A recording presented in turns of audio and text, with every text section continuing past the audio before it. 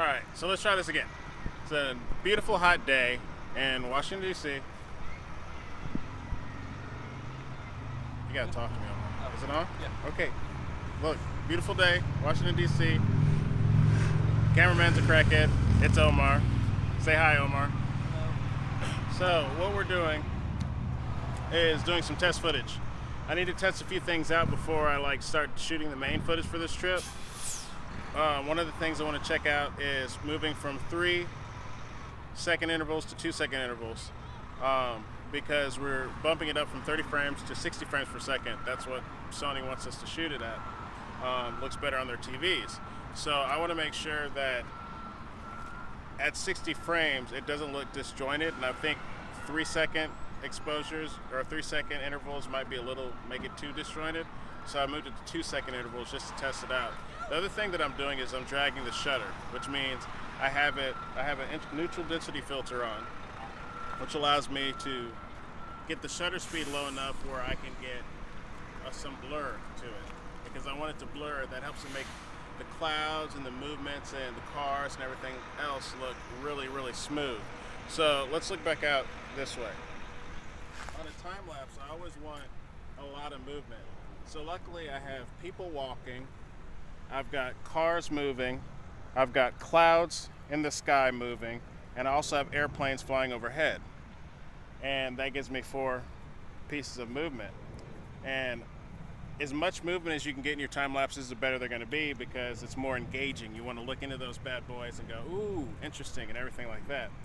So my weapon of choice today is the A7rii, and we're testing out the 70-200 G Master, the bad boy that just came out.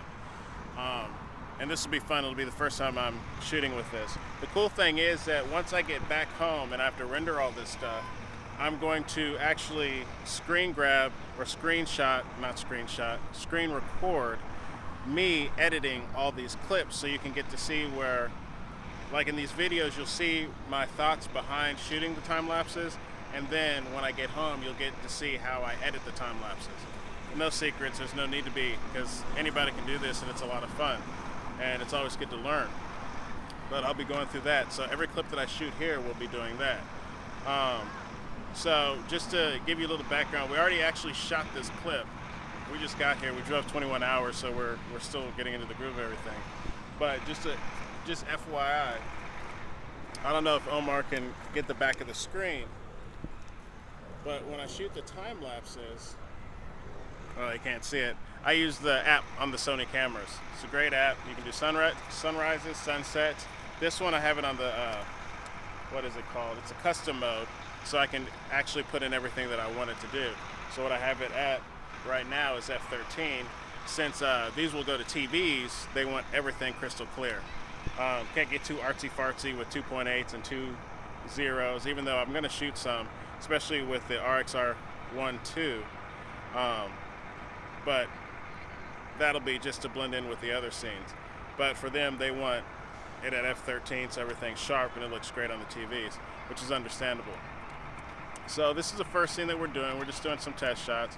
We're probably going to drive around a bit more today and figure out some more spots that we can get some really good shots, but we'll probably really start shooting tomorrow.